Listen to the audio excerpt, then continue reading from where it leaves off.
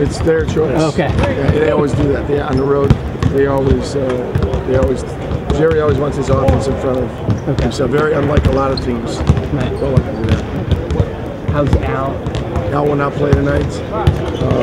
Randy is questionable at this point right now. His wrist is bad, so that probably won't be until a game time decision. Same starting lineup as last night. Yeah, we're going to see starting lineup as last night. He's made kind of a concerted effort to operate closer to the basket on offense the past couple games since the last time you guys were home. What did you notice from that? Well, I mean, one, we tried to, this is we kind of put in a new offense a little bit that would make it more conducive for some of our bigger players to stay more around the basket.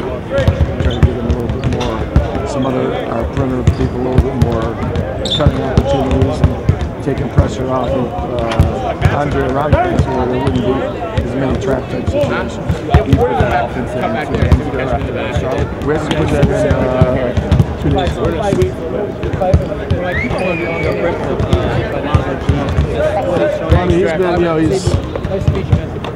We brought him up knowing that he was a guy in that league that had a great amount of talent. He probably would have, he hurt his knee his junior year in college, so it kind of put him back a little bit his senior year as far as, it takes almost a year after you have an injury to totally come back. But he's extremely athletic. He does something that we don't have. He attacks the rim off the bounce and can get to the rim and tries to finish at the rim. He's great in the really gets out and runs in the open floor. He's a good physical specimen. And so we like him. I'm sure we'll sign him tonight for the rest of the year. Keep him along, and then of course he'll be in a situation where we can have him over the course of the summer and look for next year. I think he's a guy that has a good chance in this league. And he's had to go against last night it was Wallace. He's had to go against Kobe Bryant, Carmelo Anthony. So he's been thrust into a situation where he's had to play against those guys. He has not once backed down. He's taken a challenge against them. He's fought him tooth and nail. Sometimes he's been oversized a little bit because he's almost kind of a 2.5. Not really a true 3. Not right now, probably not really a true 2 because of his ball handling. Something he's working on. But I mean, we like the things that he does, and we thought when we got him here that he'd have a good opportunity. He's taking advantage of it. Hey, Flip, Jerry Sloan was coaching in the NBA 7 years before you got here. What does it say about a guy that's been in that organization for 22 years? I think it says a couple things. I think number one is they've had a few. One, he was very fortunate when he got there that they had Malone and Stockton, which helps. And so he had a good run with those guys. And then when they went through their rebuilding process, there was talk about doing things, but they stuck with him because they knew that the type of coach he was and his personality and the type of players he wanted. They got players that fit how he coaches, and because of that, he's been able to continue to have success. Everybody runs pick and roll in this league, but what makes theirs so difficult to guard? Well, the thing that makes a pick and roll difficult is who you run it with. When you run it with Stockton and Malone, that's going to be pretty good. And now you're running it with Darren Williams, who's one of the top 2 or 3 point guards in the league, and Booger's one of the better power forwards. So and then when he runs it with Okur's probably the best perimeter shooting center in the league as far as a 3-point pick and pop type shooter. So everything in this league a lot. It's not just the plays you run. It's who's running the plays. You were talking a little bit about Jerry having that commitment from the organization from the standpoint of bringing in the players that he wanted.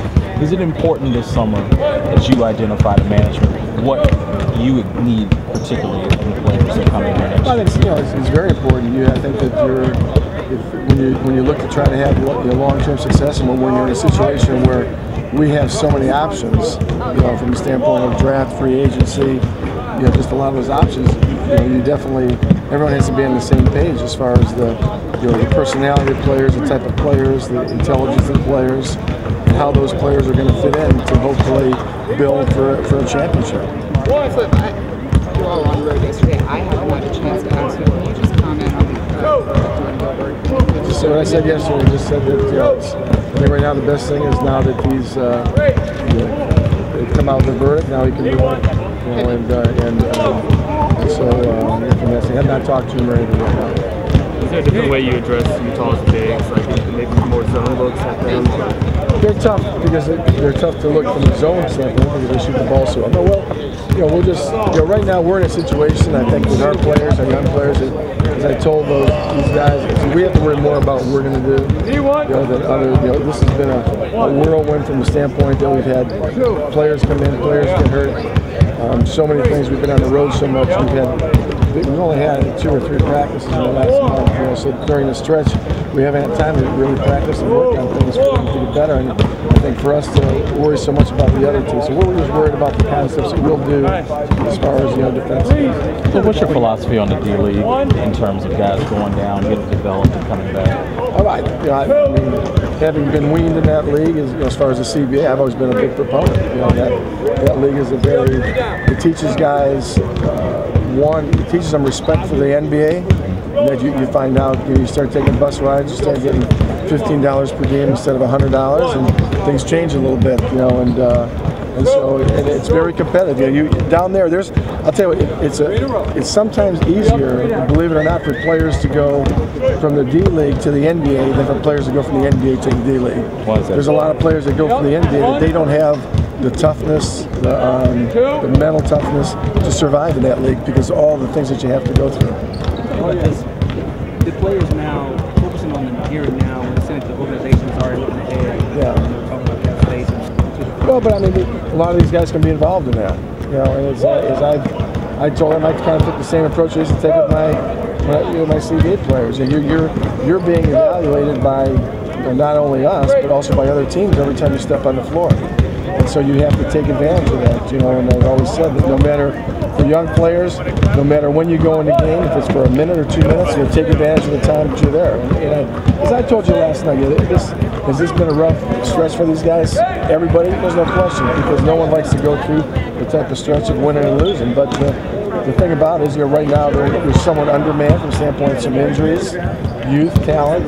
But the thing about them is that they persevered. And what I mean by that is that every night we go out there, knock on wood for tonight, but they've gone out and they've competed. And you've covered us almost all those games. We've had opportunities and we've cut games down to, you look up there 6 minutes to go and it's a 4-point game and it's a tie game and you wonder, how did we get here? But that says something about them. And I think, from that's something that they can hang their credit. That says something about their character, that no matter what, they're going to play hard. They're not going to quit no matter what the situation, whether they think they're going to be here or not be here. I think that says something about them.